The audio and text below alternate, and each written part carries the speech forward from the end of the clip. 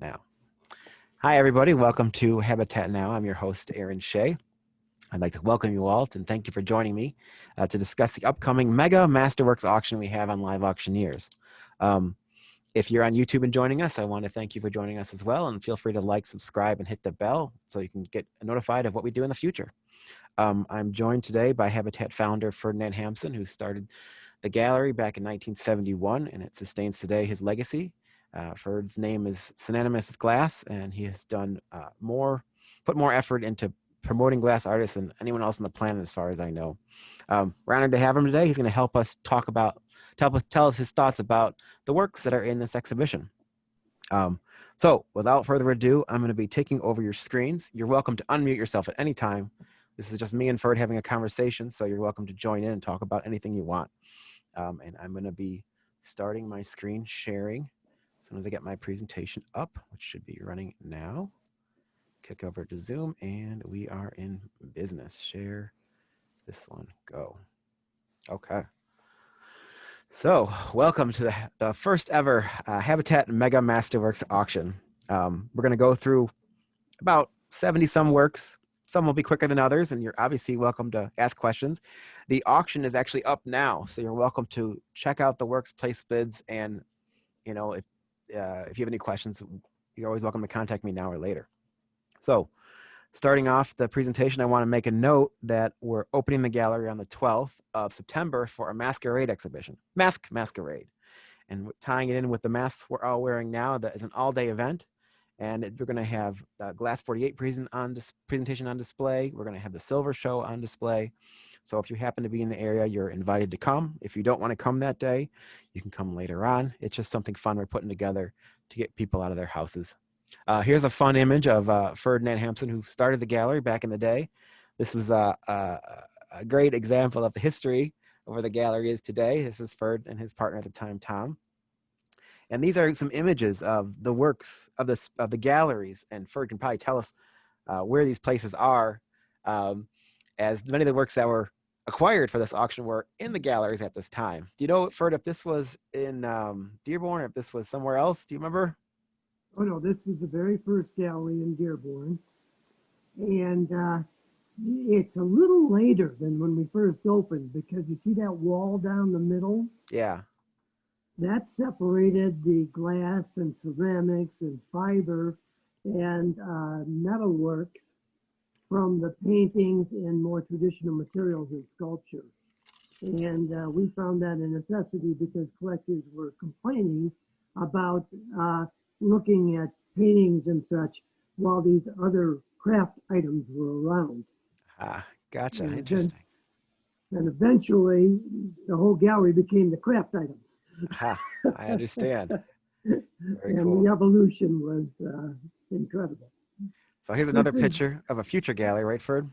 Yeah, this was our second space, and this was also in Michigan in Lathrop Village, and we converted an office building and made it into this gallery. Now, Gotcha. This gallery was designed just for artists working with glass. Very different than the first one. Very cool. For your voice is a little bit muffled. Is the way you can get closer to your talking device, so we can hear you a little clearer. Is this better? Yeah, much better. Oh, okay. Much better. All right, continuing on, we got another example. I was around at this time. This was in Farmington Hills. Some of this display we had, Ferd had. I was a child at the time, and got my first experience with glass at this particular time, and seeing, the amazing size of the works that were coming out. And it was amazing as a child to see the works that were just so immense and so impressive compared to what I've seen before, which was like paintings and whatnot and minor sculpture. Yeah, we moved here in 1989, and it was our third gallery. Right. So obviously a Livinsky show.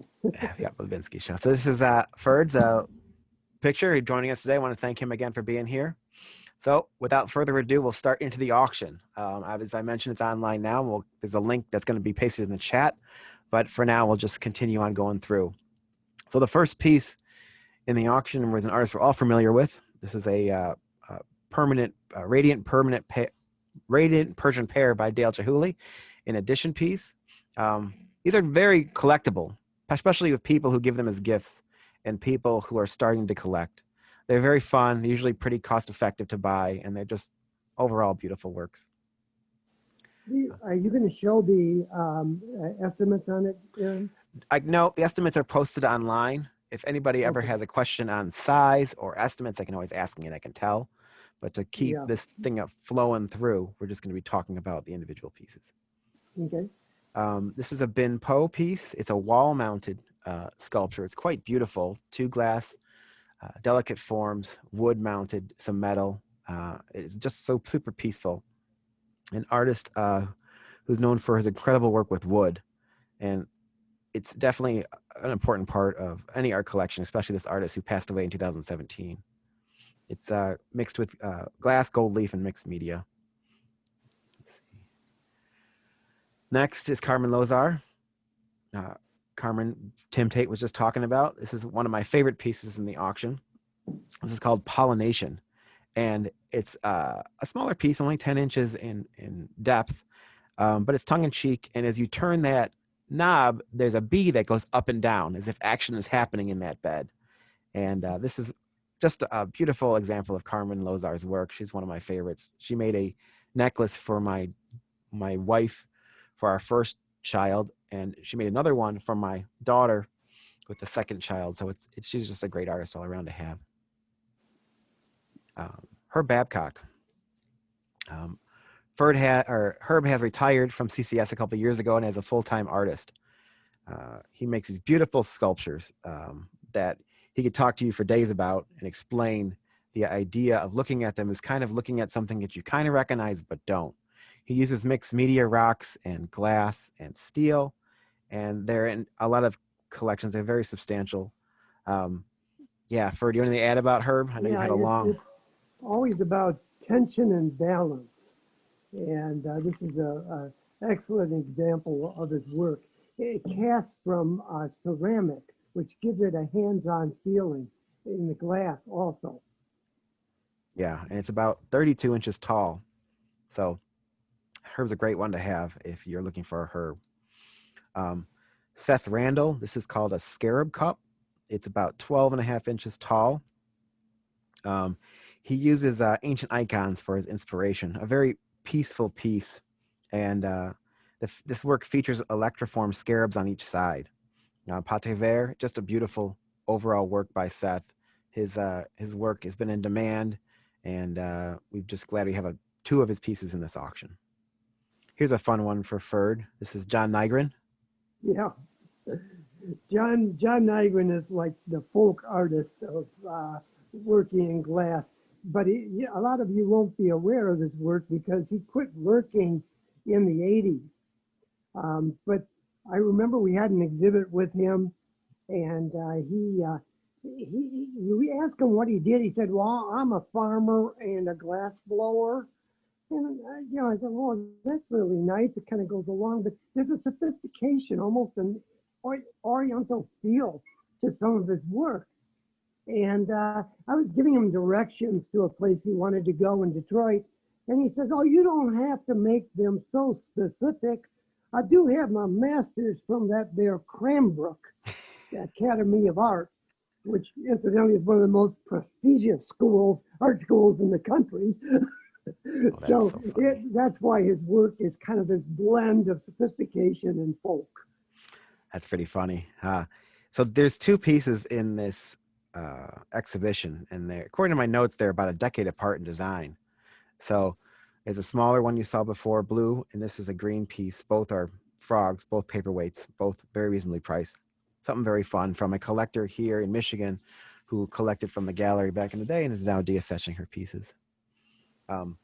The next piece is a work by John Miller. Many of you are familiar with John's work, fast food and fun. He's done some series in the past, glasses and vessel forms. This is a very large, it's 34 inches tall.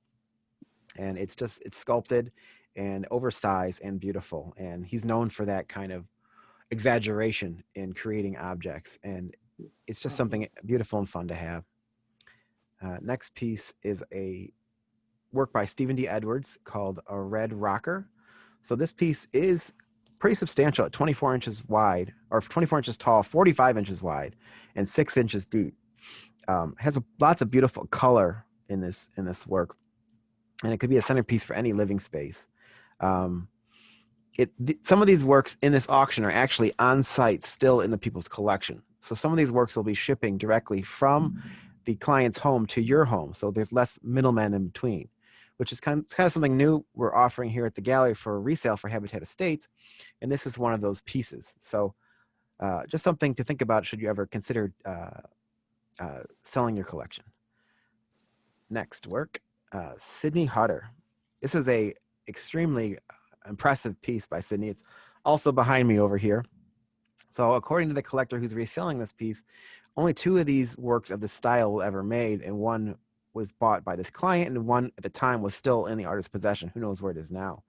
It is quite a substantial work at 17.5 inches tall, and it's quite different than a lot of the other Sydney Hutters out there. It's an amazing creation by Sydney, and it's way underpriced. So we're happy to be able to offer it to our collectors, and I think it's just a beautiful work.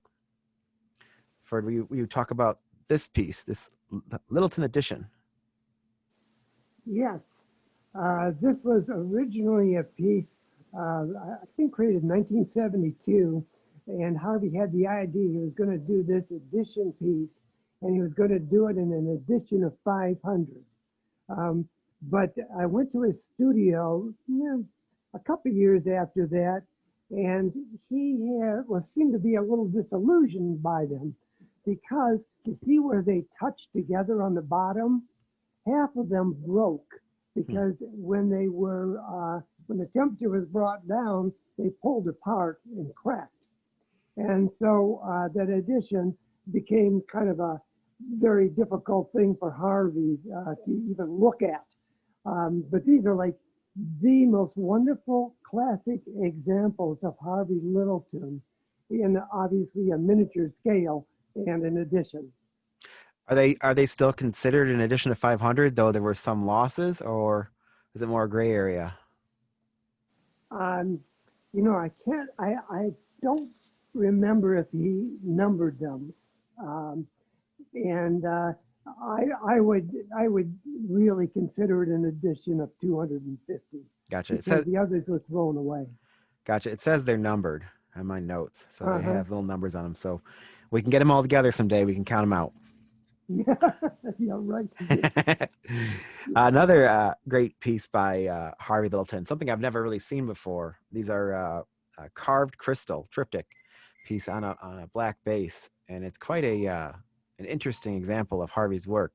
Something different than you normally would see, and definitely museum quality. And they are from a collection that's, oh, it says here this particular piece was based on the artist's exploration of optics. Something new, something different. I just think it's an impressive work. It was a 43% lead content in these pieces. So they're very, very soft glass, and it creates better reflections. Gotcha. And here's a classic Harvey form. This was probably in the newsletter many of you saw. This was an early piece in the series as he continued to explore this kind of work for the rest of his career. I just wanted to mention one thing. This comes from a collection of a lady that worked at the gallery for about 6 years. And she had an amazing eye and acquired these really significant early pieces. I don't know how she did it, how she was so sophisticated, because years later, the pieces that she collected became the signature works of different artists and certainly triggered whole ideas of what was going to come. And this Harvey Littleton is one of the very early pieces where he used color inside color gathering. Gotcha. Thank you, Ferd. Appreciate that. Let me move on to the next one. I got that chat open. I'm going to close it real quick. And what size is that, Littleton? It is 7 tall, 10 wide, 5.5 deep. It is a beautiful piece and sold originally from Habatat, obviously, as Ferd just elaborated on. Okay, the next piece is an artist that's always in demand, Oban Albright. This is from his Street series. These are always an amazing works to see in person. This is quite substantial at 22 inches tall. And the artist uses his experience in his own neighborhood to create different visuals of the artworks and the artists. These are mostly mold blown and cast, and they are just masterpieces. And if you've ever seen the work by the artist, or maybe you've Googled them, you can see such an amazing array, and we're happy to be able to offer this piece. All right. Next is a fun one, Richard Ritter. This piece is 6x4x4. It's a beautiful treasure. It's very vibrant. I own a Richard Ritter in my own personal collection. Richard's an amazing, I have childhood memories of visiting his studio as a kid. Him and Jan, his wife, have always been, for lack of a better term, beautiful people. They're just such amazing artists and amazing people. Always they taught me how to take care of my tomatoes as a kid. They're just great. And, the work that they make, or he makes, is just so peaceful. And he dabbles in Marini. And I just love his stuff, and he's definitely should be part of everybody's collection. Fred, do you have anything to add about Richard? Well, he's pretty much retired now, and yeah, he's worked in amazing cane work and did some, I think, some of the most significant pieces in the history of studio glass in America. That's great. All right, rolling along here to Martin Blank, his Lotus series. Simply a beautiful Lotus, could go almost anywhere in your home. The price on this one is priced really right compared to some of the prices that he's able to sell in the gallery. So if you're looking for a good deal, this would probably be it. I would love for you guys to see some of his works in person. It's hard, obviously, during COVID to bring you guys in, so this is as close as we're going to get. So if you're looking for something similar, this would be a great piece for you to acquire. All right, next. This one is Judith Schechter. This work is called Daughter. Many of you experienced Judith's talk on the ACG. If not, you can always go on YouTube and watch it. It was pretty. It was a very eye-opening experience to learn about her and her work. This particular piece evokes a lot of emotions. A lot of her work does, and it's more of obviously a vertical piece than some of her others. So if you're looking for a Judith Schechter, would be a great piece to acquire. Glancy, Ferd, do you want to take this one? Yes. Aaron, there's a number of people that are putting up things about me adjusting my screen. Yeah, they're trying to hear you better. There's a microphone somewhere on your tablet. Could you see if you could find it and talk into it? I will try. Gotcha. Okay. Yeah, this is an early Michael Glancy, of course. Really an elegant piece that started out as a vessel, and he carved it down to that form and then did his electroforming. And at that time, he put it in a vat and run copper wiring to it, and then let the molecules, as in like electroplating, go back and forth in the vat and adhere to the surface of it. It was an arduous process, particularly back when this was made, because he could only go for like 3 or 4 hours and he'd have to do adjustments. And so it would not make for a pleasant night's sleep. This is actually 2 pieces. And, I feel he gives us a fantasy here. It's like this, a little big piece. It's setting like on this landscape, and this monument is emerging. I think part of the strength of his work. And to add a little trivia to that, every single Glancy comes with a plexiglass base that goes underneath the piece. And it's an important part of the piece because it helps you place the work on top. So if you ever see these works, do make sure they have those plexiglass pieces underneath. It's just a part of the piece. This is Peter Wright. I don't know much about Peter Wright's work, to be honest. It is a work available on the secondary market. I know his name has been thrown around in the contemporary glass art world, and we've worked with him on other projects. This obviously is a nature-inspired piece. It's quite beautiful. It comes with a stand, hot worked, and lovely. Everybody's a friend, Thurman Statham. It was so funny. This work is wall mounted, and it's about 16 by 16. And when I saw this work, when I was writing up the auction, I said, "Oh, this is a beautiful piece with an elephant in it." And Debbie called me on the phone, and she goes, "Elephant? I think you mean kitty cat." And I go, "Oh my God, it is totally a cat. You're totally right. I apologize 100%. I own a Thurman in my collection. I love Thurman's work. And this is a very easy work to place and colorful. And that's what people like when they see Thurman stuff." All right. Next, Hiroshi Amano. This is a very pleasant piece. It's a little bit bigger than it looks. It's 8 by 8 inches tall by 7.5 by 7.5. Uniquely made, has foil in it. It's a rare gem at this scale. And most people know Hiroshi for making the fish and the birds and all these elaborate pieces. So it's always nice to have a piece sometimes more modest in appearance, just something beautiful and peaceful. All right, next page. Judith Lascola. This sculpture represents the best of her work. It's a primitive vessel form, repeats itself in the imagery, and there's also a broken vessel form on the inside the cup right there. It's three-dimensional, and it takes multiple firings to create this. And with light behind it, it illuminates really, really well. And Judith's been around for a while making work. I haven't heard her make much stuff lately, but this is a great example of her talent. A little piece in front inspires the entire piece. Okay. And it's almost like duplicated on the plate glass that actually is 10 different firings to get that blackness and the colors to react as they do. Gotcha. Thank you for Peter Hora.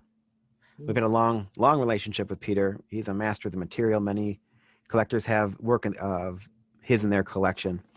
We just had an exhibition of his down in Florida before the pandemic came, and he curated multiple pieces.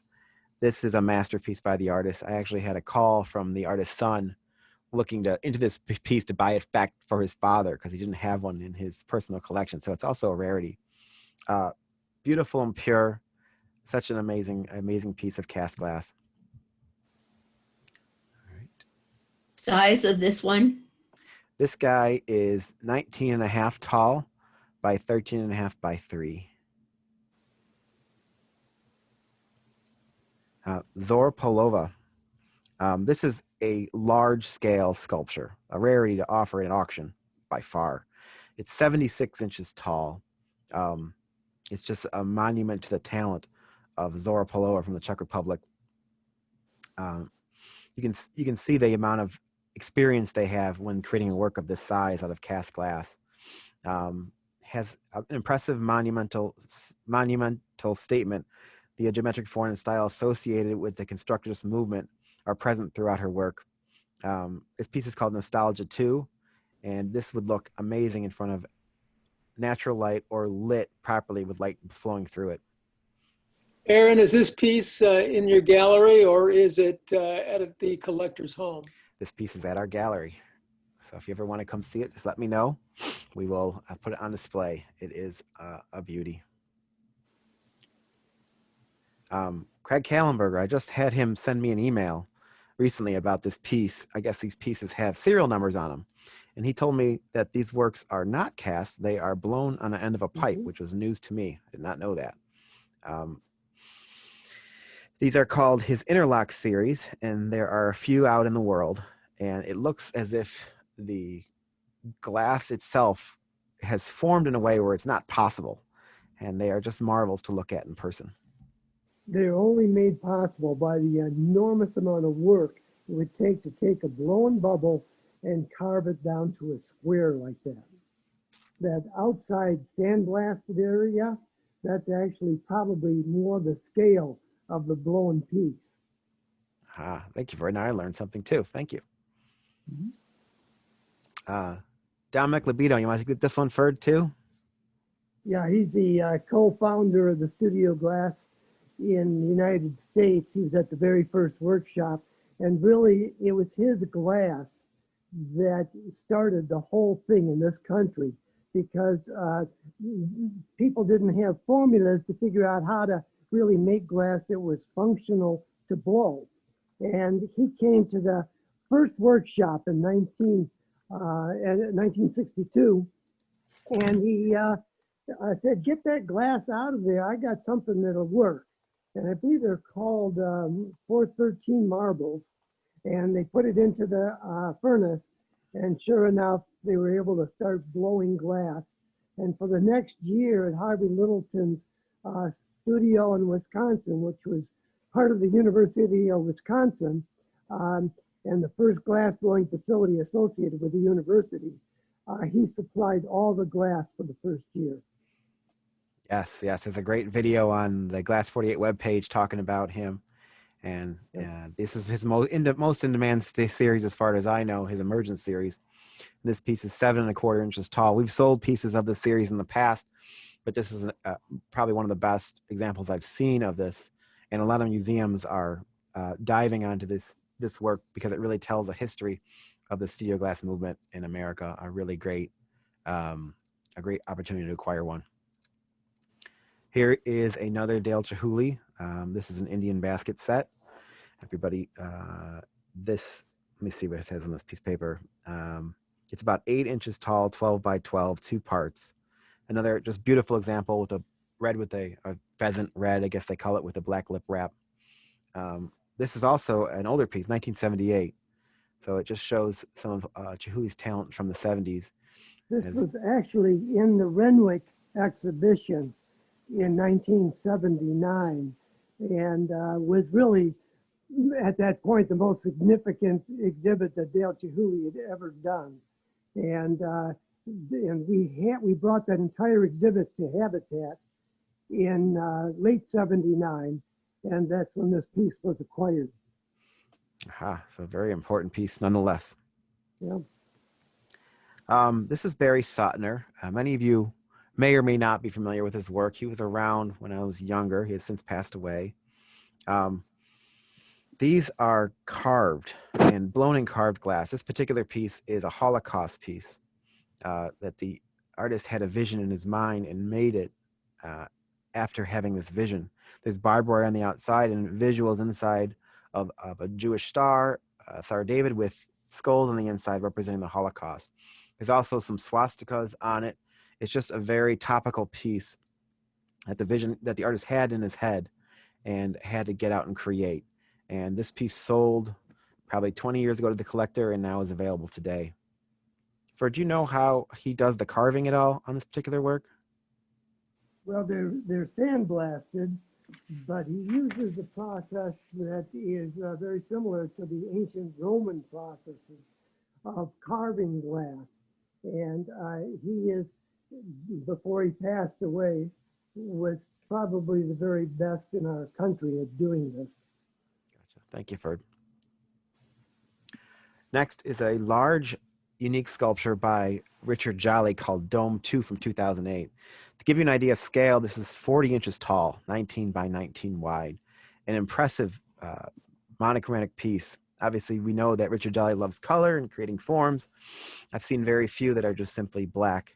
I've seen even less that are just simply white. But just a large scale, Richard Jolly, beautiful and elaborate.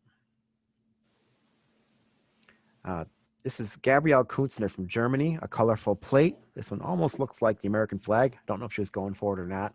Just it's fused with different tones to it. A very peaceful and beautiful piece, easy on the eyes, easy to live with, and it's 14 inches wide. William Morris vessel, 11 inches tall, 11 by 9 by 13. An early example of his work, inspired by the human torso. The lines are delicate and wonderful.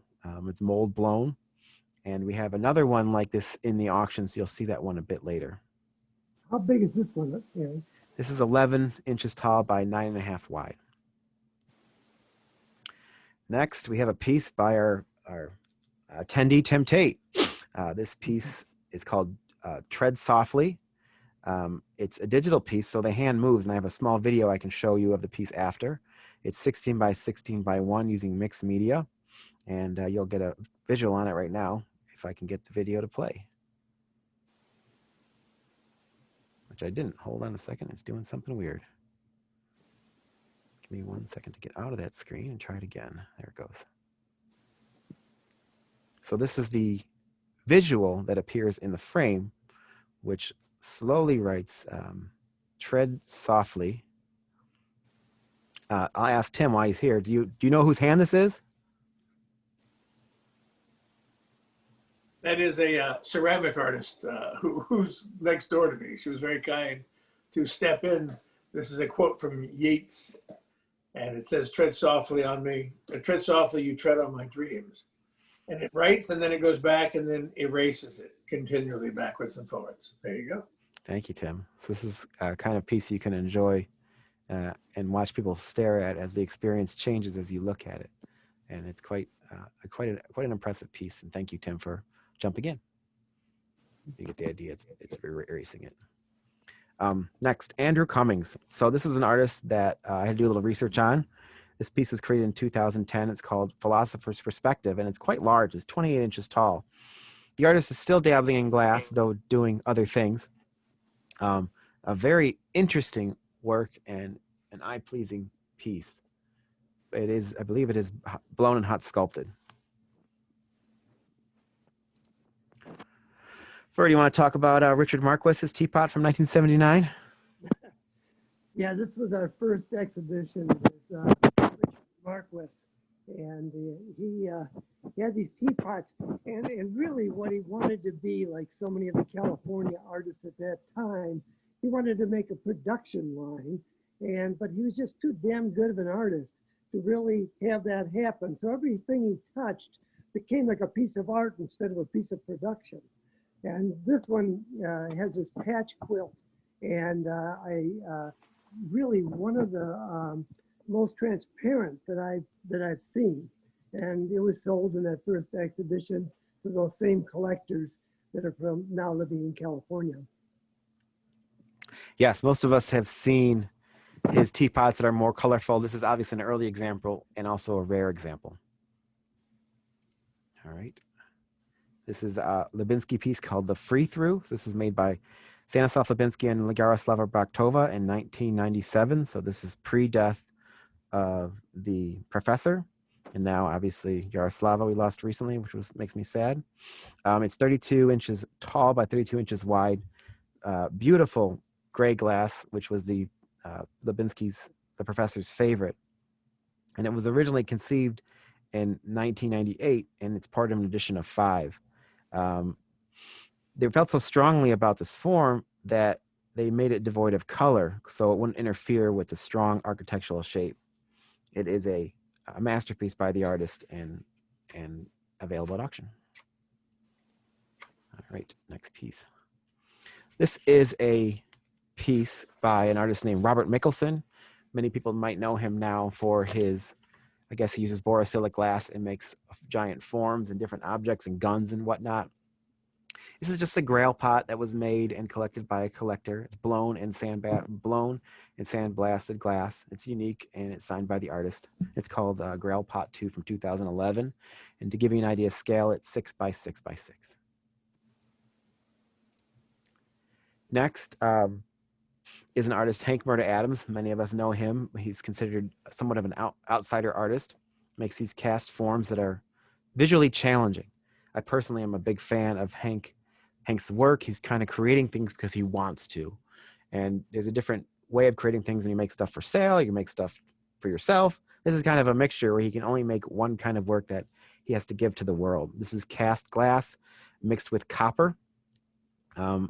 They can be very humorous in a way, and they always draw people's eyes. Some people own them and have donated them to museums, or museums have acquired his work. And you wouldn't believe the amount of people who remember of everything at the museum that Hank Adams pieces are sometimes the most memorable.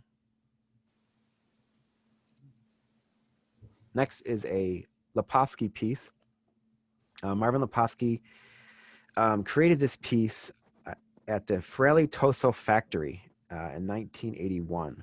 Lipovsky's kind of known for creating work and finishing it way later. So like this piece is probably blown in like 77, 78, and then finished a couple years later in 81, which is always interesting compared to other artists because you'll see the kind of record keeping Lipovsky kept before he passed away. And the studio still has all those records. It's blown and it has some cold working done to it. And it's just an impressive work by the artist.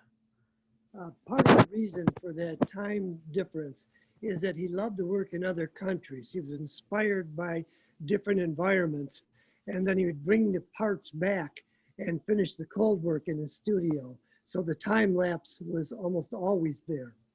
Aha, so that's right. So starting in other studios and getting it back to finish, that makes a lot of sense. Okay. A larger sculpt available by Steve Lynn. I'm not sure. This might be the first Steve Lynn we had at auction for. Does that sound right? I believe it is. Yeah, at least of this scale. This is a 55-inch tall by 67-inch wide, named after, I'm going to try my best to nail this, Artemisia Gentileschi. How'd I do? One of the most important painters of the Baroque period and nearly the only female painter on the time.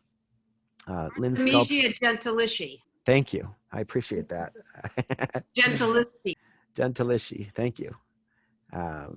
This is just an impressive work. I'm going to keep reading here. Limb sculptures bridges the gaps between the historical and contemporary and further reflects on the continuing disparity between the attention given to men and women in the art world. Very topical now, of course, and it's of glass and mixed media, and an impressive work by the artist, very colorful. And you can see the palette form in the glass and the wood, obviously visually explored in the pieces you're looking at it now.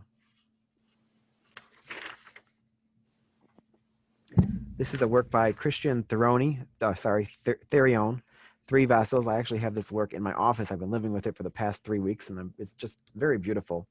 It's quite large. It's about 28 inches tall, and it has the 3 floating orbs that sit inside of a metal stand. Just a beautiful work. It's just untitled, and it just needs to find a home. Do you want to take this one? This is Philip Myers from 1979. Yeah, this was when he developed and started exhibiting the contiguous fragment series, which is this pieces that have like a black canvas background, and then he would put elements on top and then subtract them in a cold working, and they're like paintings that he controlled. See, at the time, a lot of people were doing vessels and making all sorts of things that were pretty, colorful. But he was interested in making a piece of art. So instead of letting the happy chances that occur with glass control what he was doing, he controlled that by making his own paintings. And they were like paintings 360 degrees.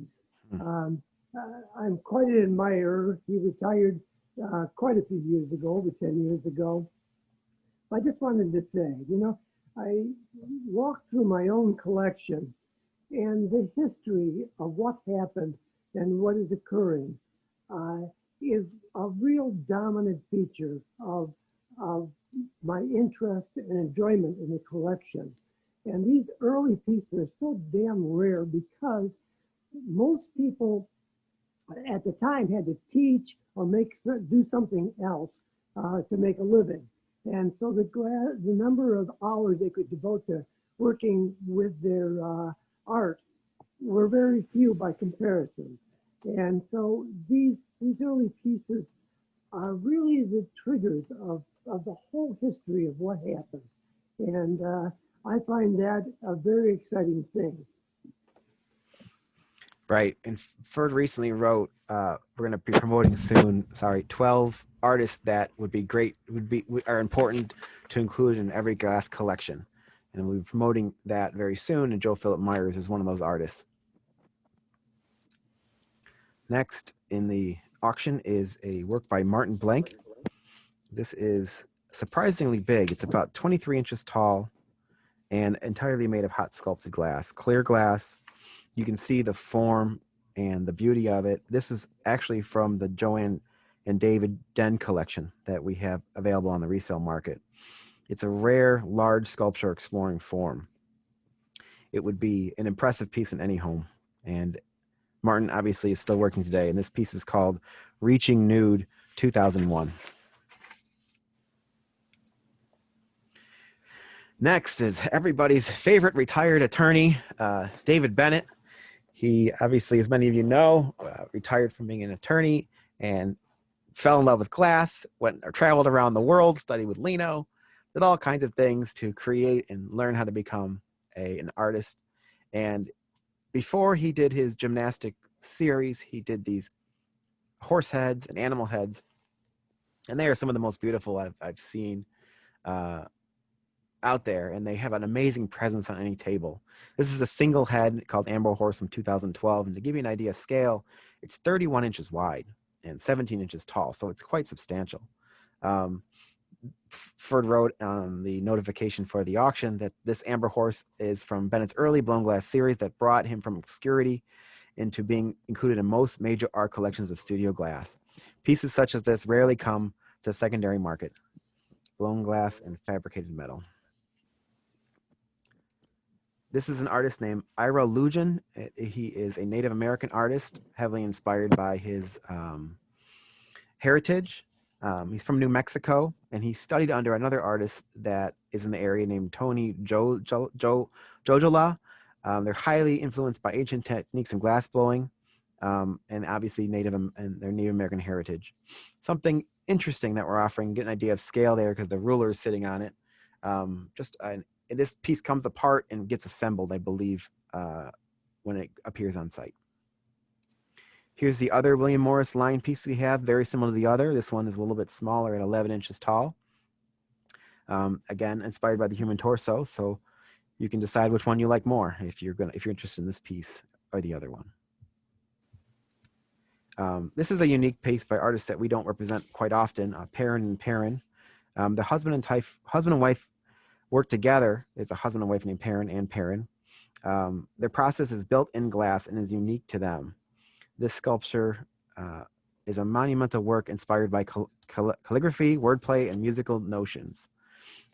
It's fused glass, so it's all clear, and it's quite an impressive piece at the height of 59 inches tall. Next is a classic single by Dante Marioni called Leaf Bottoms. Give you an idea of scale, it's 34 inches tall. Obviously, he's one of America's greatest glass handlers. And he's noted for these perfectly formed large-scale vessels. It's hot formed glass, and it's simply beautiful with the simple colors of black and white. So if you like that kind of tone, this piece is for you. We roll back around to the other Seth Randall. This one is called The Scholar. It is an impressively large piece at 32.5 inches tall. A very fine example of the artist's distinctive visual language based on the vessel form and classical aesthetics. He draws inspiration from cultures around the globe and through the history of art. And this work was originally acquired in Imago Gallery and is available through Habatat now via the secondary market at Habitat Estates. This is the artist I was telling you about earlier who trained the other artists who worked in Native American art. His name is Tony Jojola, and he was born in Albuquerque, New Mexico, and is Isleta Pueblo. He is recognized as one of the nation's predominant Native American glass artists, relying on his culture for inspiration.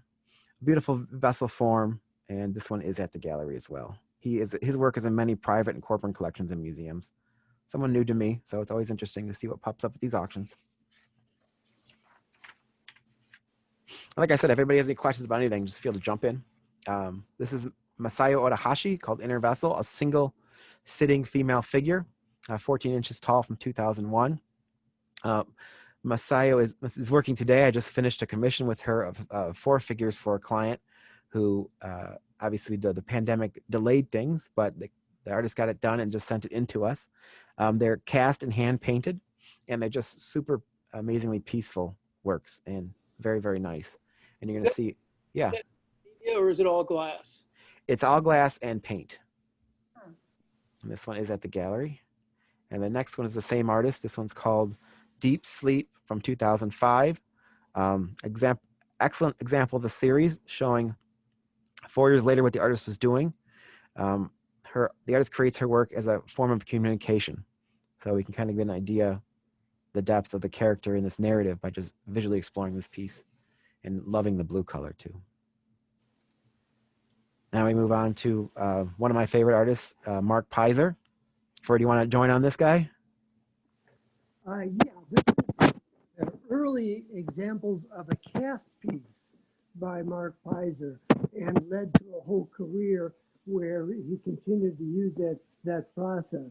And I thought this one was particularly successful with that beautiful gold going through and the green on the bottom, combining colors in the mold and using a rather unique technique to do this. And the next one coming up is a blown piece by Mark Peiser. Yeah, this is from the paperweight vase series, one of the most significant series of glass in the history of the United States. Some just extraordinary pieces. This is number 82. He did about 478 different pieces through his career with this, but they're physically so challenging that he ended up getting carpal tunnel in his wrists, and really had gone to the limit of his physical possibilities in making the work, and pretty well had to quit in the early 80s. Right. I'll give you an idea of scale too. This one is priced at 8 inches tall, 55.5 inches wide. And this vessel is a 4 by 4.5 by 4.5. And when I go to clients' homes and see these historic treasures, I always get excited and thinking about the era that these pieces were created on. And Ferd was elaborating on the difficulty of this particular paperweight vase series. And I just really, really enjoy them. I own a small Peiser for my personal collection, just because I love Mark Peiser's work and his history. He's a very important part of the history of studio glass. Another Joel Philip Myers, a beautiful longer work at 26 inches wide. Another important piece by this artist who was an early pioneer in glass. This particular form and the images on this piece are present on one of the largest pipework pieces ever created by this artist in his career. Yeah, it's an amazing example of Joel Philip Myers' work. Beautiful colors and tones, and easy to live with. And I just love this particular style of work too. He's got a few different styles if you Google him and learn about him. And it's great to see what his career led to over time. This is another interesting work by a new artist to me named Mark Parsons. And he has a middle name I'm going to try to pronounce it. Bokesh, maybe? Does that sound right, Ferd? Yeah. Yep. And it's called Outsiders. And this piece is 21 inches wide, and you can kind of see these fingers coming towards the head. There's a lot of purple in this work, a lot of different tones. It's a very interesting piece, and it's also wall mounted, so this mounts directly on your wall. This Outsiders piece shows us the classic Parsons head of a man surrounded by two pairs of hands. And Mark is from the UK, and this work was created in 2002, and it's cast and hand painted. A beautiful rarity for this auction. This is a giant Davide Salvadori. It is 64.5 inches tall, yellow and orange, and if you light it from the bottom, it glows almost red. It's a spectacular piece. It's a Tyra bassoon by the artist, inspired by the artist's experience in Africa and Marrano tradition, and it represents, a musical instrument. This is one of the largest of the series ever created. Blown and cold work and carved, and it comes with a stand and a free stands, and it's just a masterpiece. So we're honored to have that one in this auction. Here's one for Ferd. You got a comment about this Colin Heaney? Colin Heaney's from Australia, and he no longer works with glass, but for a period of time he was making these rather sensational pieces. This is actually hollow on the inside. It looks like it would be just one heavy piece of glass, but it's not. And he used the pickup process to combine different colors that he lays out ahead of time, like laying out a painting and then picking it up with the molten glass. Thank you, Fer. To give you an idea of scale, it's about 19 inches wide, and it's actually pretty easy to lift because it is hollow. And usually his work, you'll see another one in the auction that's an amber or red. It's rare to see one that's light tone like this and simple tone. So it might fit in one person's collection, while the colorful one will fit in others. John Miller's vessel form. So when I met John Miller, he was doing these when I first started at the gallery, and he's still doing them today. This particular one is very vibrant in appearance. It's very stunning in color and tone. And if you're looking for a vessel form of something unique, John Miller's piece, obviously John Miller's really known, as we mentioned before, for his over-exaggerated food items, but this was another avenue of his creativity. Leah Wingfield. This one is called A Big Worry Head. A humorous fantasy-like sculpture of the series. It's cast glass and hand painted. Leah is obviously still working today. As many of you know, we had a Zoom with her on the 1st of August, working on finishing up her series and starting her next. And it's just a great example of her talent. And give you an idea of scale, it's 18 inches wide.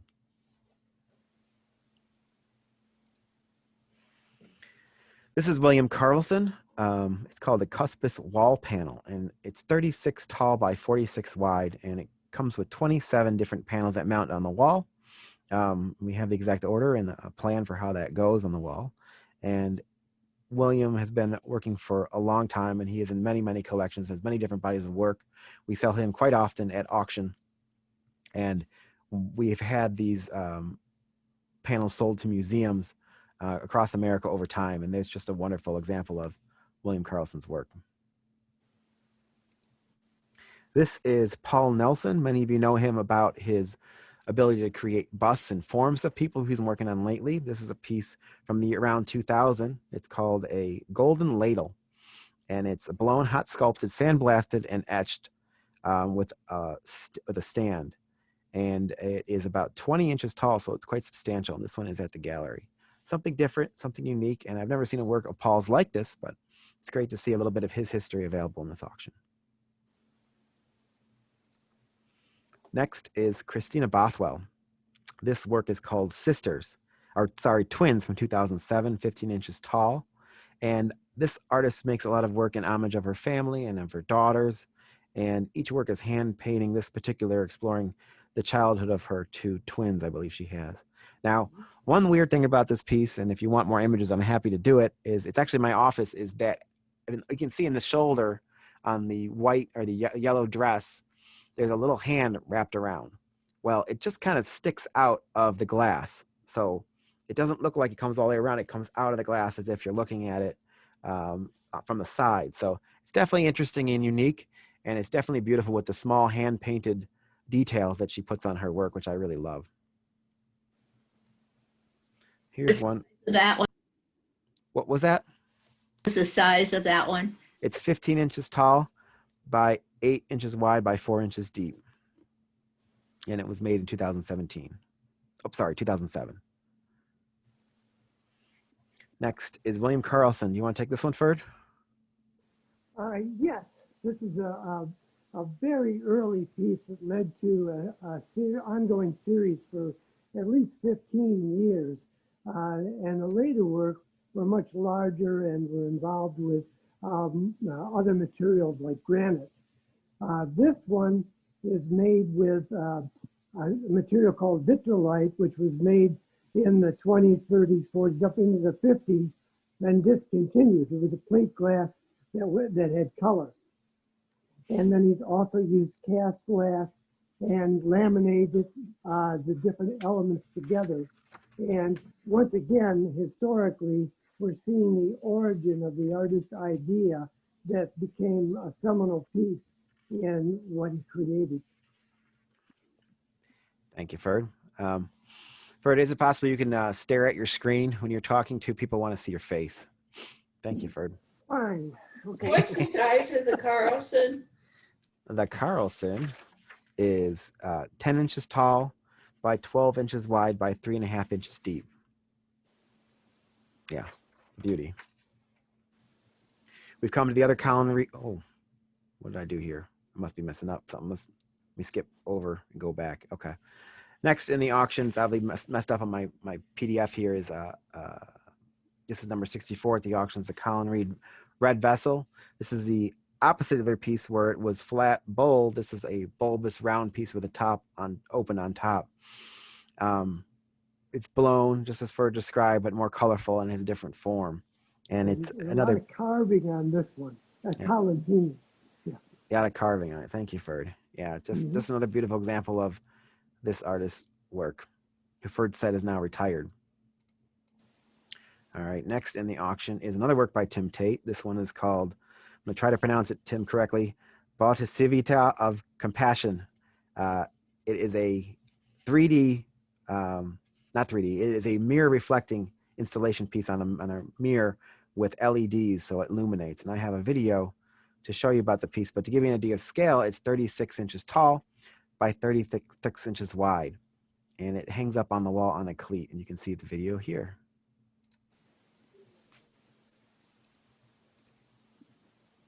The Bodhisattva of Compassion, which is the name of this piece, is a Buddha that had reached enlightenment, but cared about others so much they stayed behind to help.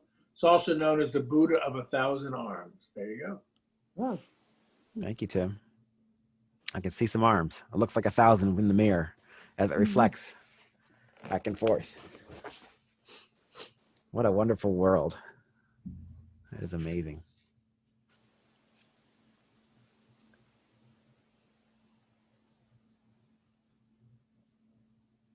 And this incorporates mixed media. And like I said, it wall mounts with a cleat. Very peaceful piece. We've done really well with Tim's mirrored works, and we're honored to have this one in our auction. All right, next is, here we go. This is Jan Zoracek. It's called Signal Cosmic. Ferd, can you take that one from me?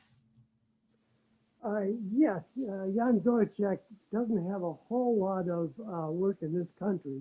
He's originally from the Czech Republic, but as far as I know, he never worked there. He lived in the south of France and created these really beautiful pieces with these inclusions in cast glass. And they became like underwater, but really like fantasies of floating objects. Really beautiful work. Yeah, it's quite substantial at 18 1/4 inches tall. It looks out of this world in real life, and this one is at the gallery as well. Next is Cassandra Blackmore. So we've had one, I think, of her works in a previous auction, so she's a rare one to have. This work is called Floros from 2008. It's wall mounted and it's vertical, but if we talk to the artist, it possibly can also be hung horizontal. So these works are designed in a way where she paints on glass and then hits it with a hammer, and the shattering of the glass is now part of the art as a finished piece. And she's one of our most in-demand artists, and a lot of designers call us to look for her work for their clients. So we're grateful to have a piece like this in our auction. And it's just a beautiful example of the artist's work. And if you're looking for a Blackmore that fits a certain kind of space, this could be it. Next is Owen Braden, an artist that we've had at auction in the past. And this is quite a substantial piece. It's 73 inches tall. It's inspired by Irish folklore and craftsmanship, and probably one of the largest the artist has ever created. It's an impressive piece. It's hot sculpted glass and comes with a stand, and originally was acquired at the Riley Gallery. And it's a magical piece that would cause attention to anybody who sees it by far. And like I said, it's 73 inches tall. Next in the auction is a wonderful large-scale work by Peter Hora called Vertigo. It's from 2008, and it's 21 1/4 inches tall and wide. And Peter's probably one of the best artists to work with the medium ever, as he creates multiple masterworks. This particular piece is museum quality at that scale. And it's just a beautiful, beautiful work to see and share. And if you're looking for a larger Peter Horror work and the price is right, I definitely would take a look at this one.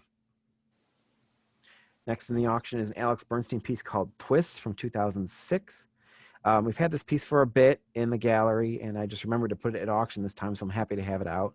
It's obviously carved glass, and he's well known for this process, and he's probably one of our best sellers at the gallery. So if you have Alex Bernstein, which you probably do, this could be a great one if you're missing this particular style and series. Beautiful blues and purples, almost out of this world in tone. It's just a wonderful work by the artist. When was that made, Aaron? This particular one was made in 2006. And it's 18¼ by 10 by 3½. And this was for the collection of Mickey and Edwin Schiff. Next piece. This is a recent work by Matthew Curtis. Now, looking at this piece, you may have seen his work, but this one is very special because this one is quite large. It's called Amber and Red Phelim. It's from 2015, but I'm going to tell you it's 22 inches tall and 29½ inches wide. So it is quite substantial. A stunning abstract from the series of the artist, and it's blown and cut, and then the whole thing is framed in steel to add such a beautiful appearance to it. Signed by the artist, and just a peaceful piece mixing looks like a yellowish orange and red. And you can see the different tones as the piece slowly turns away. Next is a very unique work by Simon Maberly and from Australia. And this work is from 2005, and it's 43 inches tall. I know recently that the Fort Wayne Museum of Art recently is getting a donation of a full-size, like human-size Simon Maberly piece to their permanent collection. So it's great to see the work get exposed in the public eye and have work available on the secondary market. And it looks like a marionette. It has strings and these cords that hold it together. It's all permanently one piece and moves a little bit. Very figurative, obviously, and just a very peaceful piece and fun to look at. Next is an Eric Hilton piece. This one's called Spirals of Light from 2009. Museum quality offering. It's carved and etched glass. You can see his work in multiple museums. You can see one of my favorite pieces of his at the Corning Museum of Glass. The Flint Institute of Arts has his work. And for many years, he was the lead designer. Where's the lead designer at? It escapes my head. It's Dubin, right? So if Eric Hilton is a must-have, this is a great example of his work. And you can see the diet cork glass in the circular form as it changes colors as you look around the piece. This is an Anne Wolfe piece called Anna 3. One of her collage pieces has a different appearance on both sides. It's a beautiful, substantial work at 21½ inches tall, 17¾ wide. This one's really well priced, and I think we're going to find a home for this piece without a problem. It's just a beautiful work by Anne, who's a real force in the history of glass in Europe and in America.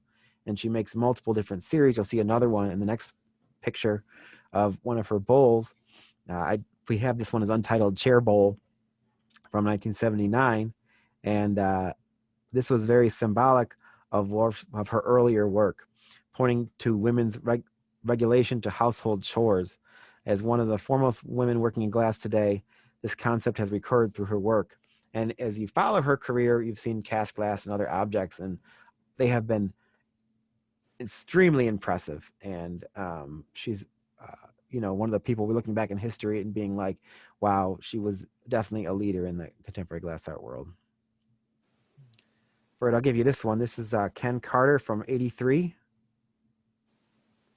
Well, now, Ken Carter lived in North Carolina and assisted Harvey Littleton through the 70s into the 80s, and then was creating his own work. And he's a great glass handler. And on the inside of this one, there's a little king that's a face. This is a two-part piece, but oftentimes he would do as many as like 10 pieces that fit together to form a human figure. Thank you, Ferd. It's a beautiful treasure, two-part piece, like Ferd said, and just a stunning example of this artist's work from back in '83. And to give you an idea, it's about 10 inches tall, 5 inches wide, and available. All right, and last piece in the auction is this beautiful John Kuhn piece called Ali Dayan Mix. I think I nailed it in 1990. Obviously, it's cold worked, carved, polished in glass, carved, polished in glass, carved, polished in glass. It's complex and takes a ton of time. This is a substantial work at the 16 inches tall, 9.5 wide, and 8.5 deep, and from a private collection. And we'll be wrapping up our auction with this piece when it's online. So this auction is entirely online at liveauctioneers.com. So you're subject to bidding online. There is a premium of 24%, so everybody's aware of that. And everything's available to bid on today. The live bidding, which means the countdown, starts online on the 25th of September at, I believe, noon Eastern time. Tried to move it recently so people in California don't have to wake up at 7 a.m. So check it out, and I'll put the link to the auction in the chat right after we finish the presentation. And I want to thank everybody for coming here. I'm going to stop sharing now, and if you have any questions, feel free to ask about anything. I'm going to look in the chat because I missed a few comments as I was kicking through this. But I think everybody asked me the sizes and whatnot. And I want to mention that if you like the condition of all these are in fine condition, and I'm looking forward to finding homes for these works. And I want to thank everybody for coming today and joining us at this Habatat Zoom. We look forward to seeing you next week too. So thank you again so much. And yeah, I guess that's it. Feel free to unmute yourselves and say goodbye. Goodbye, thank you. It was enjoyable. Well, thank you so much, Ferd, for being here. And thank you, everybody, for joining. And I hope this gave a glimpse into some of the works that we had at auction. Everybody, be safe, be well, and we'll see you next time. Thanks, Aaron. Hi, guys. Thank you, guys. Thank you, Aaron. Great to see you. Yeah, great seeing you guys too. Great seeing you, Bruce. Great seeing you, D and Jim, Alan, everybody. Take care. Bye, Hal. Bye, Bruce. Bye. Bye-bye. Bye-bye. Bye-bye. Bye, guys.